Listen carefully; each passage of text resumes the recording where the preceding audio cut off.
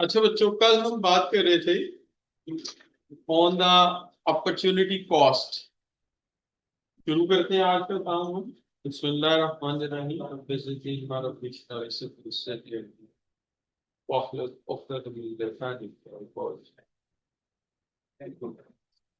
अच्छा बच्चों, तो यहां तक आपको क्लियर है कि रॉबिन्स की डेफिनेशन पे कल बात हुई थी। हमने कहा था रॉबिन्स की जो डेफिनेशन है वो यही कहती है कि एक ह्यूमन जो है वो उसके वांट्स बहुत ज्यादा हैं और उसके पास रिसोर्सेज बहुत कम। और उसे ये सोचना है कि इस कम रिसोर्सेज को इस्तेमाल करके मैक्सिमम बेनिफिट कैसे हासिल किया जा सकता। जब हम इस कॉन्सेप्ट को पढ़ते हैं तो अंदाजा ये होता है कि हमारे जो वसाइल हैं उनमें बहुत ज्यादा स्कैर्सिटी है, यानी वो हमारी जरूरतों के मुकाबले में काफी कम है। लिहाजा उस स्कैर्सिटी को मैनेज करने के लिए ह्यूमन को कुछ ऑप्शन लेने पड़ेंगे और कुछ ऑप्शन छोड़ने। अच्छा, और जब वो डिफरेंट मल्टीपल एंड्स को देखता है और जो भी चॉइस लेता है तो उसे उसे कुछ चॉइसेस फोरगॉन करना पड़ती है, छोड़नी पड़ती है। और जो चॉइसेस वो छोड़ता है वो उसकी क्या है, अपॉर्चुनिटी कॉस्ट मिल है। यानी एक चीज को हासिल करने के लिए दूसरी को छोड़ देना पड़ता है। अब ये जो है कि आपकी जिंदगी में चलता रहेगा कैसे, क्या आप एक कंपनी में काम करते हैं, जॉब करते हैं, 3 4 5 साल गुजारते हैं, लेकिन आपको उससे बेहतर जॉब ऑफर हो जाती है, तो आपको नई जॉब पे क्या करना पड़ेगा, मूव करना पड़ेगा। अब नई जॉब पे जाने का अपॉर्चुनिटी कॉस्ट क्या है, पहले वाली जॉब को छोड़ दो।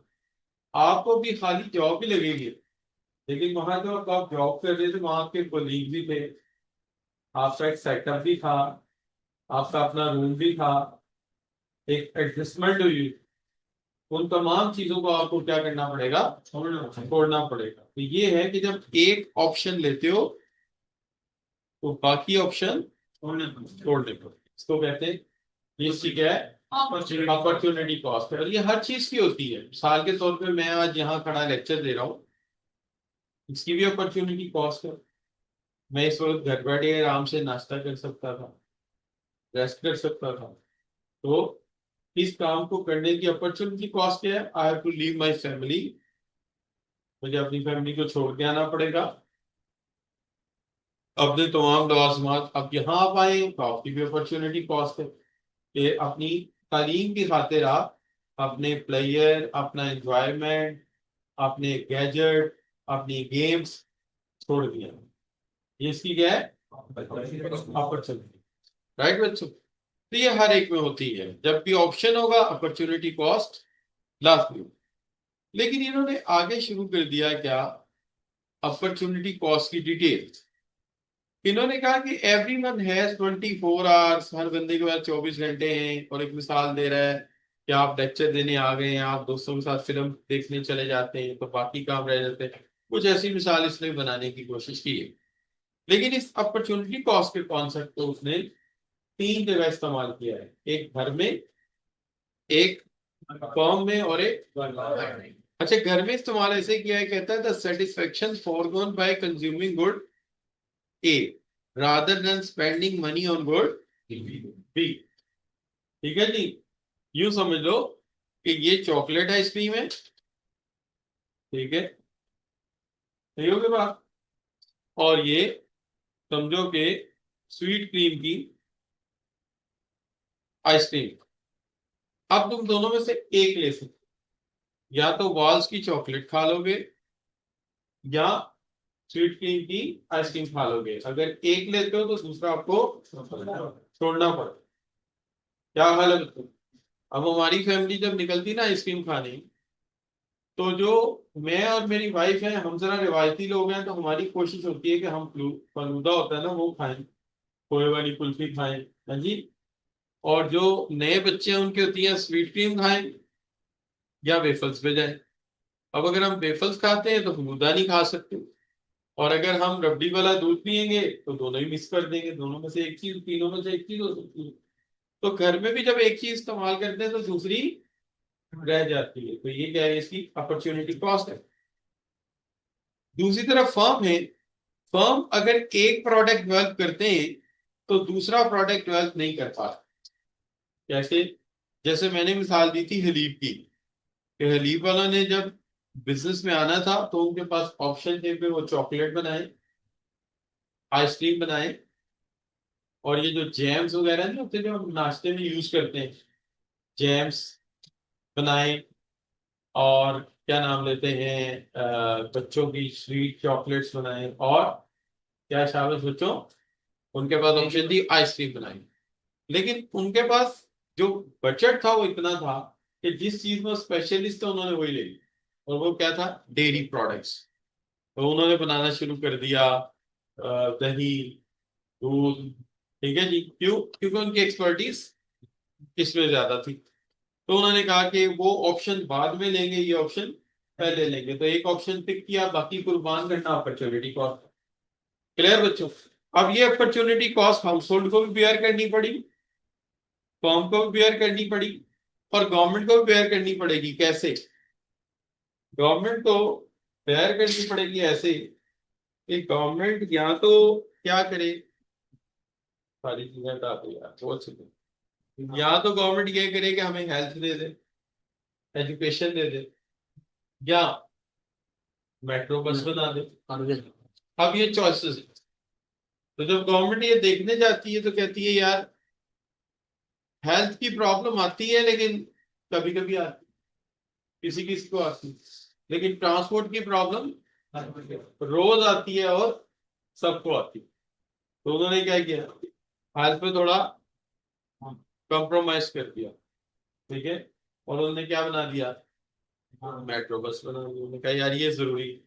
वक्त और हालात ने साबित किया कि मेट्रो बनने से लाहौर के लोगों की माशी हालत बेहतर हुई, बच्चों की तालीम में आसानी हुई है। तो फिर उन्होंने इससे हटके और इन्वेस्टमेंट इस पर करनी शुरू कर दिया। अब तो काफी फ्यूचर प्रोजेक्ट्स इन्होंने कहा है कि हम इसके ऊपर करेंगे, बट लॉन्ग डिटेल, बट ये है कि एक चीज छोड़ के एक चीज पिक करनी पड़ी, पिक तो करनी पड़ी ना, क्या हाल।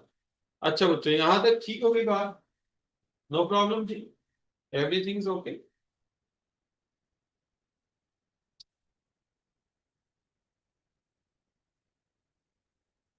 अच्छा जी, अपॉर्चुनिटी कॉस्ट का तो ये कॉन्सेप्ट आपको बिल्कुल वाज़ेह है, कोई सवाल तो नहीं आप लोगों का?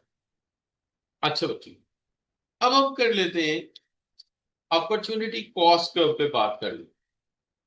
इनको हम कहते हैं production possible curves. Production possible curve, इसमें ना हम एक छोटी सी इकोनॉमी बना, डायग्राम की मदद से। क्योंकि डायग्राम फर्स्ट टाइम बना रहे हैं, पहले हमने डायग्राम वगैरह बनाई नहीं, इसलिए शायद हमें इतना ज्यादा इसके बारे में नहीं पता। लेकिन आप समझिए कि एक स्केड्यूल से डायग्राम क्रिएट कर लेते हैं। स्केड्यूल समझ लीजिए हमें गिवन है बुक में, और हम उससे डायग्राम बना रहे हैं। जैसे फर्ज कीजिए हम ऐसा ही एक स्केड्यूल बना लेते हैं जिसके अंदर एक तरफ आप ये कह लीजिए कि कॉम्बिनेशंस दिए हुए हैं, जैसे यहाँ पे ये देखो, कॉम्बिनेशन ए फिर बी, इस तरह बने हुए हैं। तो हम ऐसा करते हैं, यहाँ कॉम्बिनेशन बना लेते हैं। हम भी ऐसे बना लेते हैं, ए, बी, सी, डी और ई। यहाँ पे हम एक ले लेते हैं एयरप्लेन। ठीक है जी, और एक ले लेते हैं कार्स। ठीक है जी, एयरप्लेन एंड कार्स। इन्होंने किस तरह बनाया हुआ जरा देख लेते हैं, ऐसे ही डाटा हम भी कॉपी कर लेते हैं। ठीक है, कोई बात नहीं, हम भी ऐसे बना लेते हैं। फर्ज करें, पहले एयरप्लेन कोई भी नहीं है, 20 की 20 गाड़ियां बनाएंगे हम। एक ऑप्शन ये हमारे पास है, एक ऑप्शन हमारे पास है, एक एयरप्लेन बना लो, 19 गाड़ियां बना लो। और एक ऑप्शन ये है कि दो एयरप्लेन बना लो, गाड़ियां 16 कर दो। और एक ऑप्शन ये है कि 3 एयरप्लेन बना दो और कार 10 कर दो, और एक ये है सारे के सारे एयरप्लेन बना लो, कोई भी गाड़ी प्रोड्यूस ना करो।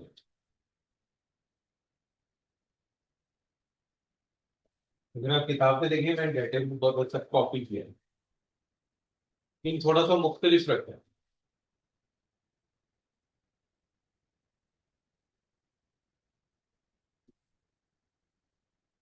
क्या कहते हैं, बहुत अच्छा कॉपी है, सेम डाटा और वैल्यूज थोड़ी कम ज्यादा करनी, रेशियोज भी ऑलमोस्ट सेम। अच्छा बच्चों, हम ऐसा करते हैं, इसकी बना रहे डायग्राम। देखिए डायग्राम में हमेशा हम एक तरफ एक्स एक्सिस होते हैं जिसको हम हॉरिजॉन्टल एक्सिस भी कह देते हैं, जैसे ये है। इस तरफ भी हमें एक रिक्वायर होता है कि हम एक रखेंगे,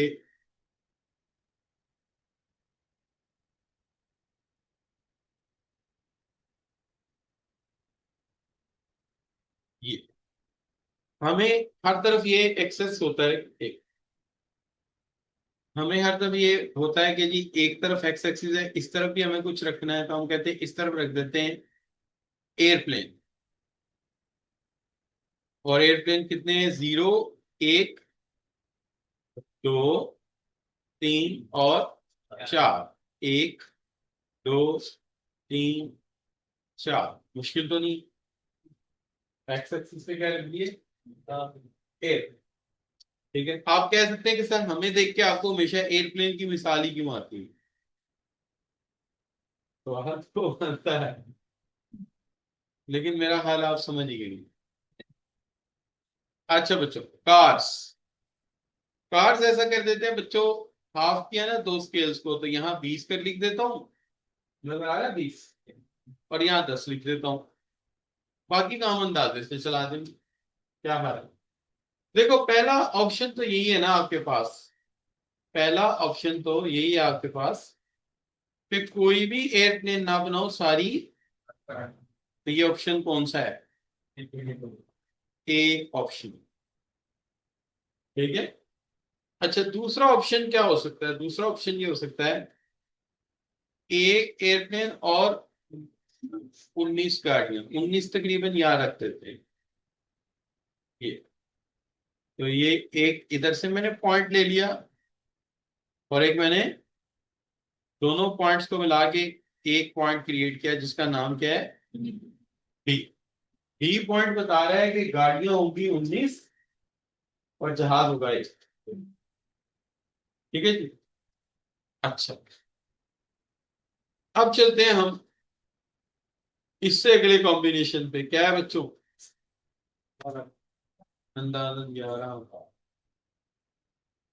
यहाँ पे, 16, तकरीबन 16, ये 2 एयरप्लेन हो जाए और गाड़ियां हो जाए 16, और अगला ऑप्शन 10 गाड़ियां, 3 एयरप्लेन, और अगला ऑप्शन इसको सी कह देते हैं, इसको डी कह देते हैं, और इसको ई कह, पांचों कॉम्बिनेशन आ गए। ठीक है जी, पांचों को मिला दो,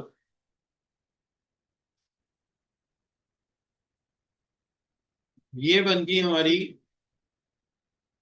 प्रोडक्शन पॉसिबल कर, हम इसे कहेंगे ये हमारी पीपीसी। ठीक है जी, प्रोडक्शन पॉसिबल कर। ठीक है जी, इसके ऊपर कॉम्बिनेशन समझ है आपको, कैसे बनी कैसे, ये समझ आइए आपको, सिंपल है ना। एक तरफ मैंने एक्स एक्सिस पे रख दिया एयरप्लेन को, गाड़ियों को रख दिया किससे, वाई एक्सिस पे, और उससे पॉइंट क्रिएट किए, जैसे 028, 119, 119 बी, 216 सी, और 310 और 40 ई, ये मैंने पॉइंट्स क्रिएट कर दी। इससे क्या बन गई, प्रोडक्शन पॉसिबल कर बन गई। तो मैंने जानबूझ के वो डाटा नहीं लिया, थोड़ा डिफरेंट डाटा रखा है। आप जरा देखते हैं कि यहाँ पे क्या लिखा है। यहाँ पे जब इसको एक्सप्लेन करता है ना ये, तो ये क्या कहता है, ये कहता है कि प्रोडक्शन पॉसिबल फ्रंटियर, फ्रंटियर भी कह सकते हैं ना इसको, एज लाइन को फ्रंटियर कह दिया जाता है। डिमोन्स्ट्रेट, डिमोन्स्ट्रेट का मतलब क्या होता है, shows, shows those basket of goods which can produce when all scarce resources of economy are employed efficient। इसका मतलब है इसके ऊपर जितने भी पॉइंट हैं वो किस चीज को जाहिर कर रहे हैं, कि रिसोर्सेज को एफिशिएंटली यूज किया गया। इसका मतलब है सिर्फ इसके ऊपर जो पॉइंट है क्या शो कर रहे हैं, प्रोडक्शन पॉसिबल फ्रंटियर शो करता है बास्केट ऑफ गुड्स, क्योंकि एक गुड नहीं है, ए भी एक बास्केट है, बी भी एक बास्केट है, सी भी एक बास्केट है। हर बास्केट में दो चीजें हैं ना, जैसे ए बास्केट में ए 0 एयरप्लेन है 20 कार, और बी बास्केट में और सी बास्केट में, इसका मतलब है कि इसको वो बास्केट बोल रहा है, हर पॉइंट को एक बास्केट बोल रहा है। और एक बास्केट के अंदर वो कॉम्बिनेशन शो किए गए हैं जिस पर मुईशत के जो सर्कल्स रिसोर्सेज हैं वो किस तरह यूटिलाइज किए गए हैं, एफिशिएंटली यूटिलाइज किए। राइट बच्चों, कैसे यूटिलाइज किए गए, एफिशिएंट। अब इस बात को जाहिर करने के लिए कि यहाँ ही रिसोर्सेज एफिशिएंट लगे और कहीं भी एफिशिएंट नहीं, इसको कुछ मेहनत करनी पड़ेगी। यानी उसको ये साबित करना पड़ेगा कि आपकी ये वाली जो लाइन है, ये वाली लाइन, इस पर सिर्फ और सिर्फ एफिशिएंट रिसोर्स, चाहे ए ले लो, बी ले लो, सी ले लो, डी ले लो, डी ले लो, ये सब के सब क्या है, एफिशिएंट है। इसके ऊपर सारे कॉम्बिनेशन और इसके अलावा तमाम कॉम्बिनेशन गलत, इसके अलावा तमाम कॉम्बिनेशन गलत। अब देखते हैं वो कैसे गलत साबित करता है। गलत साबित करने के लिए वो अपनी डायग्राम में एक पॉइंट इससे नीचे लेता है और एक पॉइंट उससे ऊपर लेता है। नीचे वाले को क्या कहता है, और इस लाइन के ऊपर वालों को क्या कहता है, और इस लाइन से अबव वालों को क्या कहता है, ठीक है जी। अच्छा, मिसाल ये हुई कि हम यही यहां बना लेते हैं, मिसाल के तौर पे यहां एक पॉइंट बना लेते हैं जी, और यहां एक पॉइंट बना लेते हैं एच। तो हम कहते हैं एच के बारे में आपकी क्या राय है, तो आप कहेंगे क्या ये अनअटेनेबल है, यार इतने वसाइल है ही नहीं तुम्हारे पास, ये तो तुम्हारी रीच से ही, इसीलिए तो फिजिकल एरिया से दूर है। हालांकि ये पॉइंट अच्छा है, क्यों अच्छा है, अगर इस पॉइंट पे तुम जाओ तो गाड़ियां भी 16 ही रहेंगी और जहाज भी एक। अगर मैं डी से कंपेयर करूं तो गाड़ी, डी से कंपेयर करूं तो गाड़ियां ज्यादा है, सी से कंपेयर करूं तो एयरप्लेन ज्यादा। यानी किसी भी हमारे पॉइंट जो इसके ऊपर मौजूद हैं उससे ये बहुत बेहतर है, जितने भी पॉइंट यहाँ हैं उससे ये बेहतर है। लेकिन मसला क्या है, अनअटेनेबल है, हमारे पास में वसाइल ही नहीं। ठीक है ना, ये ऐसे ही है कि जैसे मेरे जैसा बंदा जो है वो जाके गाड़ी देखे, जैसे कि हुंडई तुसान, तो शोरूम वाले क्या कहेंगे, पर ये आप इसने पैसे ही नहीं, तो आप इसको हासिल नहीं कर, तुम्हारे पास ना इस साइड को उतने रिसोर्सेज है ना इस साइड, ये तुम्हारी रीच से, इसीलिए तो फिजिकल एरिया से बाहर चल रही है। क्या हाल, अगर मैं इससे नीचे पॉइंट ले लूं जैसे जी है, तो जी पॉइंट जो है इसके मुतालिक उसने क्या कहा था, ये क्या है, इनएफिशिएंट है। तो सवाल ये इनएफिशिएंट क्यों है, इस पर हमारे स्केल अच्छे से नहीं होते। देखिए वसाइल उतने ही लगे, वसाइल, और हम डी की जगह जी ले लें, वसाइल इतने ले आके, इसका मतलब क्या है, अगर डी से कंपेयर करूं तो क्या कम पड़ गया, एक एयरप्लेन कम हो गया, देखो ना डी पे एवरेज ज्यादा मिल रहा है, इसका मतलब डी से क्या है, इसके मुकाबले में क्या है, बेहतर है, डी उससे बेहतर है, क्योंकि एक जहाज ज्यादा दे रहा है। और अगर जी को सी से कंपेयर करूं, अगर मैं जी को सी से कंपेयर करता हूं तो देखिए यहां से लेके यहां तक का जो फर्क है 6 गाड़ियों का फर्क है, 6 गाड़ियां कम पड़ जाएंगी। और अगर डी से कंपेयर करता हूं एक जहाज कम हो जाता है। फर्स्ट करो ये बोइंग का जहाज थोड़ा फर्क क्या ख्याल है बच्चों, है क्या नहीं, ठीक है। तो रिपीट करते हैं जी एक दफा, हमने ये स्केड्यूल बनाया, इस स्केड्यूल से एक डायग्राम क्रिएट किया, हमने एक्स एक्सिस पे एयरप्लेन रखे, वाई एक्सिस पे कार्स, कॉम्बिनेशन को ड्रॉ कर दिया है। देखिए जैसे 020 ए हो गया, 119 बी हो गया, ठीक है जी, 216 सी हो गया, और 310 डी हो गया, और इसके बाद बच्चों 40 क्या हो गया, ई हो, राइट जी। अब इसके ऊपर वाले सारे कॉम्बिनेशन मुईशत के लिए काबिल कबूल, एफिशिएंट। अगर मुईशत स्पेशलाइज करना चाहती है गाड़ियों में, कर ले, जहाज किसी से इंपोर्ट कर ले। और अगर वो जहाजों में स्पेशलाइज करना चाहती है तो गाड़ियां इंपोर्ट कर ले। अगर उसे सारी की सारी गाड़ियों में स्पेशलाइज करनी हुई तो कौन सा पॉइंट लेगी, एक पॉइंट लेगी। और अगर वो कहे नहीं हमने तो खाली जहाज ही बनाने, ठीक है जी। और अगर वो कहे नहीं हमें किसी से भी बारो करने की जरूरत नहीं, हमें खुद कफालत की तरफ जाना चाहिए, किधर जाना जी, सी या डी की, सही है। लेकिन ये सारे के सारे कॉम्बिनेशन अगर कोई पिक कर ले तो हम उसे गलत, क्योंकि ये सारे क्या हैं, क्या लिखा था वहां पे, ये सारे के सारे एफिशिएंट है, काबिल।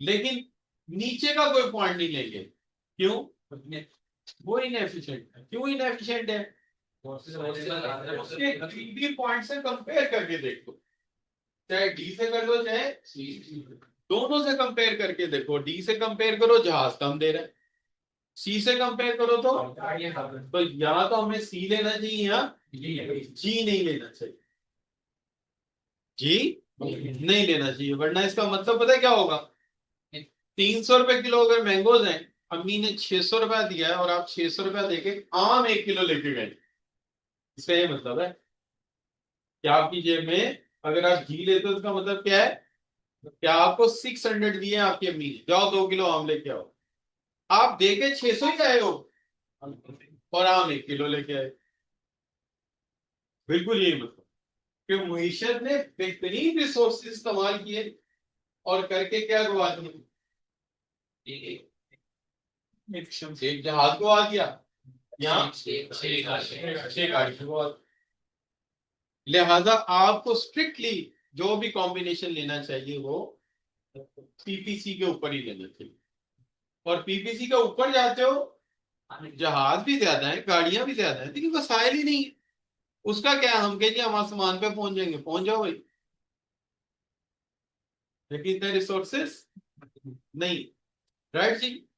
इसलिए उसने क्या कहा, उसने कहा जी के production possible curve shows those basket of wood which can produce when all of the goods resources of an economy employed, इसका मतलब है एफिशिएंटली सिर्फ इसके ऊपर, इसके नीचे और ऊपर नहीं, राइट जी।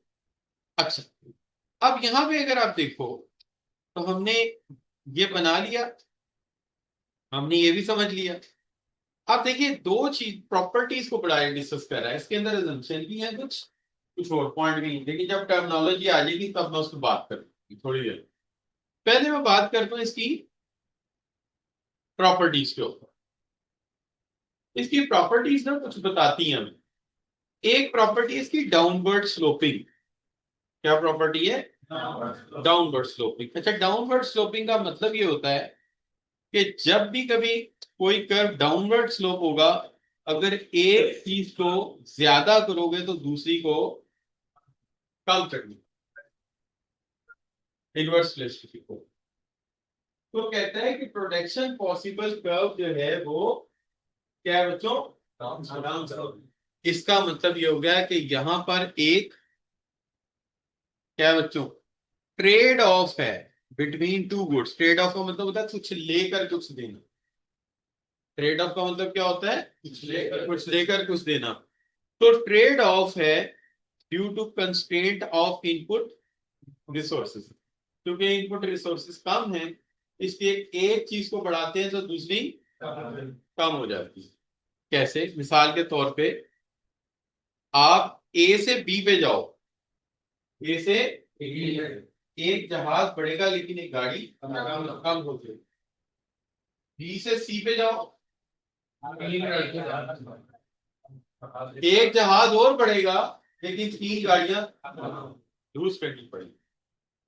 सी से डी पे जाओ, एक जहाज और बढ़ेगा और गाड़ियां और लूज करनी पड़ेंगी। मिकदार में भी मैं बहस नहीं कर रहा, अभी मैं सिर्फ एक बात कर रहा हूं कि अगर जहाज बढ़ाने हैं तो गाड़ियां लूज करनी पड़ेंगी। तो इसका मतलब है इनमें क्या है? ट्रेड ऑफ है। और ट्रेड ऑफ क्यों है? क्योंकि रिसोर्सेज कार्ड्स, जहाज बनाने जाते हैं तो गाड़ियों के लिए रिसोर्सेज कम हो जाएंगे, और अगर गाड़ियां बनाने जाओगे तो जहाज के लिए कम पड़ जाएंगे। कैपेसिटी की यही तो मसला है। इसलिए क्या है, जरा देखते हैं क्या लिखा है। उसने लिखा है कि this employs the trade off between two goods due to constraint, due to constraint of input resources. क्योंकि इनपुट रिसोर्सेज में कंस्ट्रेंट है, कम है, लिमिटेड है, महदूद है। इनपुट रिसोर्सेज महदूद होने की वजह से जहाज बढ़ाओगे तो गाड़ियां कम करनी पड़ेगी। अगर लामहदूद रिसोर्सेज होते तो जहाज भी बना लेते और गाड़ियां भी बढ़ा लेते। महदूद थे इसीलिए एक चीज लेने गए तो दूसरी हाथ से निकल। राइट बच्चों, बात समझ आती? ये पहली प्रॉपर्टी है डाउनवर्ड स्लोपिंग क्यों है। अब आपको के सर लेफ्ट राइट, देखिए हमें हमेशा ओरिजिन से देखना होता है ना, तो ओरिजिन हमारे लेफ्ट हैंड पे आता है, इससे हम लेफ्ट टू राइट देखते हैं। तो लेफ्ट टू राइट देखें तो ये कैसे जा रहा है? इस तरह जा रहा है। ठीक हो गया बच्चों? अच्छा, अब दूसरी बात आ गई कॉनकेव टू ओरिजिन। इसमें लॉ ऑफ डिमिनिशिंग रिटर्न तो अभी हमने पढ़ा ही नहीं है, ये आगे आएगा तो फिर बात कर लेंगे, अभी तो इसके बारे में कुछ नहीं कह सकते। एक बड़ा तफसीली लॉ। अच्छा, अब बात आ गई कि असल मसला ये है, अगर हम देखें एक चीज है जिसको हम कहते हैं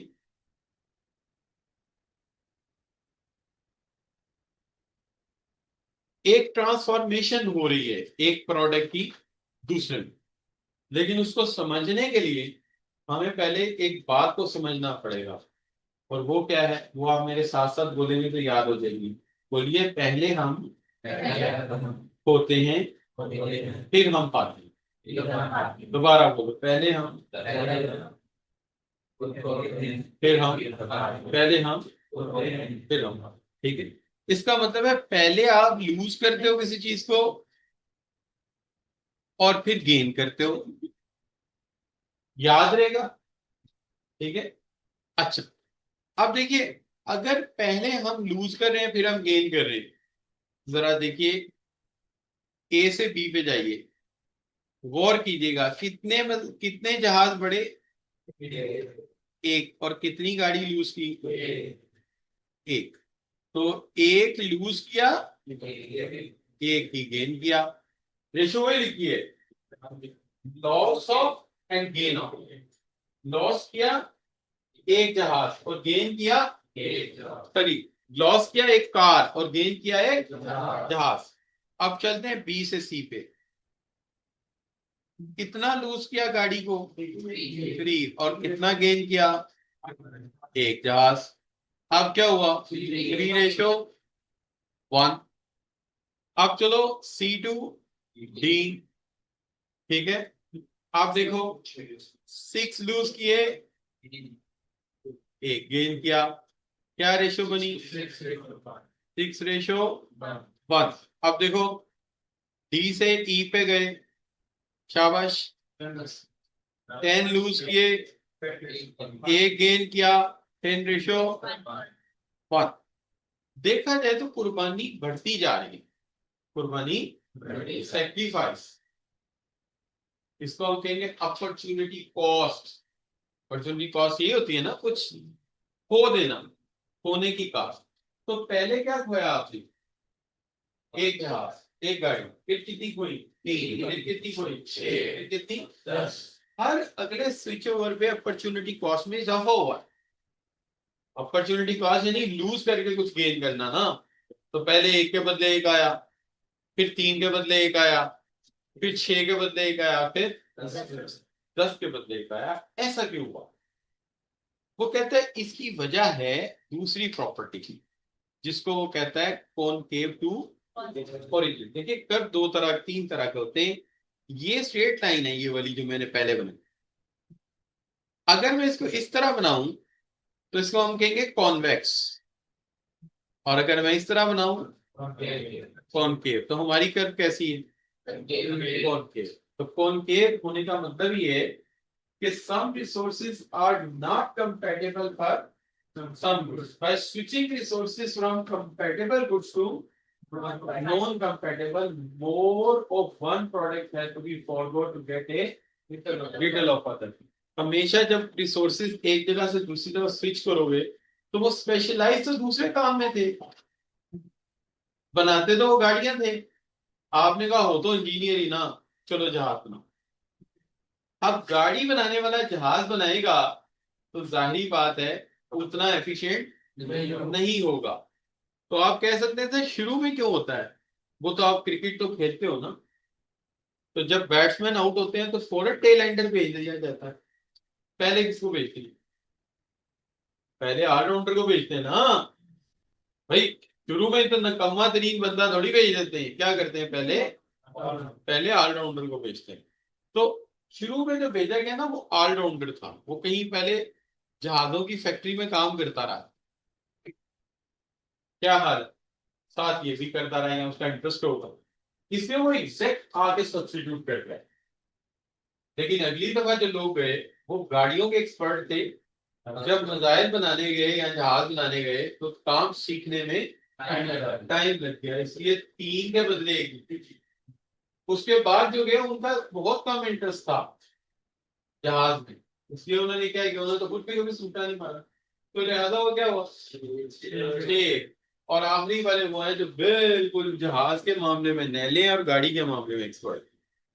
तो ऐसे ही होता है, जब हम एक फील्ड के एक्सपर्ट को दूसरे में भेजेंगे तो ये ना एक्सपेक्ट करेंगे वो जाती एफिशिएंट होगी। ये बात को समझाने के लिए उसने क्या किया है, उसने बताने की कोशिश की है क्या, कि some resources are not compatible for some good. अब सम गुड की जगह मैं यहाँ एयरप्लेन लिख दूं, एयरप्लेन के साथ वो ज्यादा अच्छे नहीं। By switching resources from compatible good, compatible good की जगह मैं लिख देता हूँ car, to non compatible airplane, क्या होगा बच्चों? More of one product for go, यानी गाड़ी ज्यादा जाएगी आपसे, get a little of the other. Right जी। अब देखा जाए तो दोनों प्रॉपर्टीज का मतलब क्या है? पहली प्रॉपर्टी कहती है दिस डाउनवर्ड स्लोपिंग मींस एक चीज बढ़ानी है तो दूसरी घटानी पड़ेगी, एक चीज बढ़ानी है तो दूसरी, और उसकी रीजन ये कि तुम्हारे पास इतने रिसोर्सेज नहीं, जब एक को बढ़ाने जाओगे दूसरा कम करना पड़ेगा। अगर रिसोर्सेज अबंडेंट होते तो ऐसा ना होता, दोनों काम कर लेते। सही है जी। दूसरी प्रॉपर्टी ये कहती है कि कॉनकेव टू ओरिजिन है, इसका मतलब ये है कि जब तुम जहाज लेने जाओगे तो गाड़ियां तुम्हें हर एक्सचेंज पे ज्यादा देनी पड़ेगी, तुम्हारी अपॉर्चुनिटी कॉस्ट बढ़ती जाएगी, हर दफा तुम्हें ज्यादा लूज करनी पड़ेगी गाड़ियां जहाज लेने के। राइट बच्चों, क्या हाल है कि नहीं? अब पाकिस्तान की मैशत को देख लें, इन्होंने गाड़ियां ली नहीं, सिर्फ जहाज ली। They are making only planes. ये फैक्चुअल बात की है, मेरा हाल है हम लोग एक साल में 18 JF-17 प्रोड्यूस करते, 18 से 20, जिसकी को प्रोडक्शन है वो 65% तक पाकिस्तान करता है, और जो उसके क्रिटिकल सॉफ्टवेयर एडजस्टमेंट हैं वो चेंगडू के साथ करते हैं। अच्छा, वो भी हम कर सकते हैं, लेकिन हम करेंगे नहीं, क्योंकि उसके हमारे नहीं, उसकी वजह हमारे पास पूरा इकोसिस्टम अपना है नहीं। जिस दिन हम मिजल्स अपने तैयार करनी शुरू कर देंगे, उस दिन हम सॉफ्टवेयर भी अपना लें। अभी हम चेंगडू से मतलब फायदा ये है कि जितने एंटी एयरक्राफ्ट मिसाइल्स बनेंगे चाइना में, वो with the passage of time JF-17 को मिल जाएंगे। यानी फायदा भी है और नुकसान भी है। फायदा ये है उस 33 या 35% को चेंगडू से करवाने का, कि आप चाइना के पूरे इकोसिस्टम में आपका प्यारा एग्जिस्ट करता है। और 65% खुद बनाने का फायदा ये है कि हम बहुत सारे उसके अंदर कंपोनेंट तुर्किया से लेते हैं। इस तरह यूरोपियन कंपोनेंट भी उसके अंदर आ गए। इंजन हम डेलिबरेटली चाइना ने रशिया का लगाते हैं। इस तरह से प्यारा स्टेट ऑफ द आर्ट बन जाता है। स्टेट ऑफ द आर्ट का मतलब क्या हुआ कि मतलब तुम यूरोपियन सिस्टम लगाना चाहो तो वो भी इसमें लगेगी। अभी अजरबैजान ने जो लिया वो महंगे दे रहे हैं मुझे, उसकी वजह ये है कि उन्होंने सारे सिस्टम तुर्किया के मांग लिए। यानी मुझे इसके अंदर पूरे सिस्टम यूरोपियन लगा के दो। तो यूरोपियन क्यों लगाना चाहता है? वो रशिया से थोड़ा बागी है, जो उससे आजाद हुआ हुआ है, और उसके साथ जो स्टेट है जिसके साथ उनका टसल है, उनके पास रशियन फाइटर्स हैं, रशियन सिस्टम है सारा। तो वो कहता है मुझे ज्यादा से ज्यादा यूरोप की तरफ डाइवर्ट करो। तो इस लिहाज से देखा जाए तो एफर्ट बहुत जबरदस्त है कि यार उसको मतलब कि उन्होंने, और तुर्की के पास जितने पुर्जे बनते हैं ना फाइटर जहाज के, F-16 के पुर्जे हैं एक्चुअली। पर्टिकुलरली जो उसकी टारगेटिंग पोर्ट है वो सारा वो तुर्की में जो बनता है F-16 का है। तो F-16 का सिस्टम JF-17 में लाने का मकसद क्या है? क्योंकि हम कम से कम 76 F-16 ऑपरेट कर रहे हैं 1980 से। इस तरह हमारे हमें सिस्टम को बनाने में आसानी रहे। लेकिन अगर आप कहें कि हम ये जहाज छोड़ के गाड़ियां बनाते तो हम भी state of the art guard बना सकते हैं, वही इंजीनियर बना सकते हैं। लेकिन मसला ये है कि जो भी मुल्क दुश्मनों से घिरे होंगे उनको करना पड़ेगा। कहते हैं कड़वा गुड़ पीना पड़ेगा। अच्छा बच्चों, यहाँ तक बात समझ आती है हमें? Business but we are going to, right जी? तो यहाँ तक बात होगी हमारी कि हमें ये समझ आ गया कि कॉनकेव रीजन क्यों है और डाउनवर्ड स्लोपिंग क्यों। जी स्केल कर रहे हैं जी जी। तो एक तरह से स्केलिंग की तरफ इकोनॉमिकल में कॉस्ट बढ़ेगी, तो हमें गाड़ी। देखिए ये टेक्नोलॉजी स्विचिंग की बात हो रही है, मास प्रोडक्शन की बात नहीं हो रही। जब एक दफा आप मास प्रोडक्शन में है तो जाहिर की बात है चीजें सस्ती हो जाती है, क्या हाल। लेकिन अभी हम कर रहे हैं स्विचिंग ऑफ टेक्नोलॉजी, एक टेक्नोलॉजी छोड़ के दूसरी को पिक कर, उसकी बात हो। अच्छा बच्चों, अब ये आ गई बात जी, छोटी सी विषय बना के हमने देख लिया। अब इसमें ना कुछ पॉइंट आप छोड़ गए, वो क्या? हमने मॉडल पहले पढ़ा, अजम्पशन उसकी पढ़ी। आप अजम्पशन देख लेते हैं। कहते हैं कि production possible frontier complex economy बनाता है। कौन सी इकोनॉमी बच्चों? Complex economy not possible without simplifying the model through some core assumption. कुछ अजम्पशंस रख ले तो उसको बनाना आसान हो जाएगा।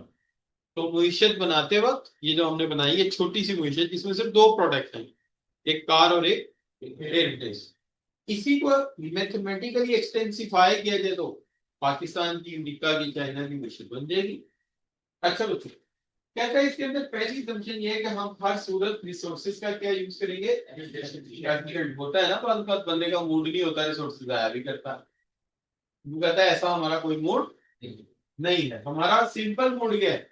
Efficient use of resources. यानी हमारा वन फीलिंग का कोई इरादा नहीं, हमारा गाड़ी के ऊपर कोई डाउन टर्न लगाने का इरादा नहीं है, घूमने घामने का इरादा नहीं। हमारा इरादा ये कि हर रिसोर्स को हमने सही सही यूज करना, जाया नहीं करना। तो पहली बात ये कि हम एफिशिएंट यूज ऑफ रिसोर्सेज करेंगे। इसीलिए तो हमने क्या कहा, हर पॉइंट कौन सा लेना है? एफिशिएंट प्रोडक्शन पॉसिबल कर के ऊपर। अच्छा, मुईशत में सपोज किया गया है कि हर वर्कर फुली एम्प्लॉयड है, यानी मुईशत में फुल एम्प्लॉयमेंट। मुईशत में फुल एम्प्लॉयमेंट का मतलब क्या है? हाँ, अभी यही समझ लो, हर बंदे के पास जॉब। ठीक है जी, यानी आप बस बेरोजगार है ही नहीं कि आपके, अच्छा ऐसा करो गाड़ियों के बंदे रहने दो, जो बंदे घरों में बैठे ना उनको ट्रेन करके एयरप्लेन पे ले। वो कहता है ऐसा नहीं है, हमारे पास यही बंदे हैं जो हैं इसके, यानी फुली एम्प्लॉयड है, लेकिन इनका यूज कैसा करना है? एफिशिएंट। और याद रखना है ये रिसोर्सेज तुम्हारे पास क्या है? फिक्स्ड है। फिक्स्ड है, ये तो हम कह रहे हैं सिक्योर्ड है, फिक्स्ड है, हम इन्हें बढ़ा नहीं सकते। ठीक है जी। अच्छा, आगे हमारा मॉडल कौन सा है? कौन सी टू गुड्स मैंने ली? कार्ड्स एंड प्लेन, उसने भी ऐसे ही कुछ लिया होगा। अच्छा, और कांस्टेंट स्टेट ऑफ टेक्नोलॉजी में भी कोई चेंज नहीं आया। जैसे वो बच्चे ने सवाल कर दिया था ना सर, वो तो फिर पढ़ना चाहिए, लेकिन उसने assumption रखी हुई, अभी टेक्नोलॉजी में कोई चेंज नहीं। राइट बच्चों? अच्छा, शुरू करते हैं दोबारा से। एफिशिएंट यूज ऑफ रिसोर्सेज क्या मतलब? रिसोर्स को जाया नहीं करेंगे, हम उनका best of the best use करेंगे। दूसरी बात, इकोनॉमी में क्या है? कोई बेरोजगारी का चांस नहीं है। और इनपुट रिसोर्सेज क्या है? फिक्स्ड है, यानी हमारे पास उतने मजदूर हैं जितने हैं, और जो हैं वो क्या है? और यहाँ पे टू गुड मॉडल है, दो चीजें बना लो। उसने जो दो चीजें बनाई, मेरा ख्याल है उसने डबल रोटी अंडे कुछ ऐसा बनाया हुआ है। और हमारी क्या है? टेक्नोलॉजी में कोई चेंज नहीं। अब उसके बाद वो कहता है कि ये बताओ कि आप यहां पर जो कॉन्सेप्ट एक्सप्लेन करोगे वो कौन से है? तो कहता है इलुसिडेट। इलुसिडेट का मतलब होता है वाज़ह करना। तो ये वाज़ह करता है प्रोडक्शन पॉसिबल कर भी कहते हैं, और ये क्यों यूज होती है, क्या अंडरस्टैंड करना है? की कॉन्सेप्ट कहता है इसलिए बनाई हमने कि तुम्हें कुछ की कॉन्सेप्ट समझाएं। पहला की कॉन्सेप्ट क्या है? Trade off. ट्रेड ऑफ का मतलब क्या है? कुछ लेने के लिए कुछ देना पड़ेगा, हर चीज के लिए कुछ ना कुछ एक्सचेंज करना पड़ेगा, और उसकी अपॉर्चुनिटी कास्ट होगी। तो पहली बात कहता है to get something we must forgo something else as resources are. अगर तुम्हारे रिसोर्सेज लिमिटेड हैं तो तुम्हें अगर कुछ लेना है तो कुछ खोना पड़ेगा, कुछ देना पड़ेगा। दूसरी बात, choice. choices due to limited income one should make choices on the basis of need and priority। जब तुम्हारे पास वसाइल कम है तो तुम जिन चीजों को चूज करोगे वो किस बुनियाद पे होंगे? Need and priority. इस वक्त तुम्हारी नीड क्या और प्रायोरिटी क्या? राइट बच्चों, इस वक्त तुम्हारी नीड क्या और प्रायोरिटी। राइट जी। अच्छा, और एफिशिएंट एंड इनएफिशिएंट यूज, इसने बताया है कि efficient state maximum attainable combination, और इनएफिशिएंट का मतलब क्या हुआ बच्चों? Inefficiency term as under utilisation of resources. याद कीजिए जो नीचे वाला पॉइंट था उसको हमने क्या कहा था? इनएफिशिएंट, क्योंकि उसने अंडर यूटिलाइज किया, वसाइल उतनी और चीजें कम। तो हमने क्या करना है? तो तीन टर्म सिखा दी, कुछ लेके कुछ देना पड़ेगा, क्या कहेंगे? ठीक है, जब तुम्हारे पास वसाइल कम है तो तुम्हें जरूरी चीजें लेनी होंगी, और तुम्हें ये समझना पड़ेगा कि चीजों के दो तरह के यूज होते हैं, एक एफिशिएंट और एक इनएफिशिएंट। और आखिरी चीज क्या है बच्चों? ग्रोथ के ऊपर भी हम बात करेंगे, अभी कर देते थोड़ी देर में। Increasing opportunity